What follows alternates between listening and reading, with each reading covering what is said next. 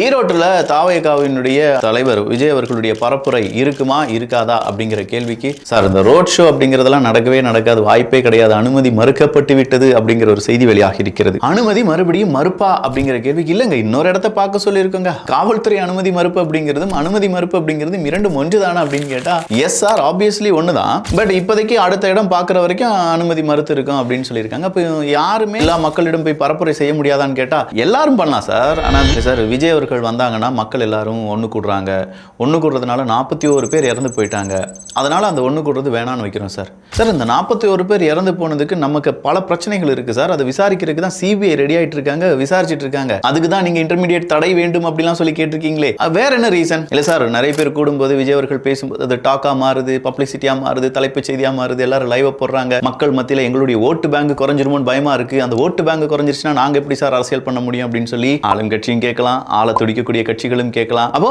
Vote பேங்கிங்கை கை வைக்கிறார் விஜய் அவர்கள், அதனால அனுமதி மறுக்கப்படுகிறதான்னு கேட்டா இல்ல சார், அந்த 41 பேர் தான். அப்ப 41 பேருக்காக தான் நீங்க விஜய் அவர்களை கை வைக்கிறீங்களா? இல்ல சார், ஓட் பேங்கிங் தான். இதுல ஏதாவது ஒன்று ஸ்டேபிளா சொல்லுங்கன்னு கேட்டா அவங்களுக்கே தெரியல.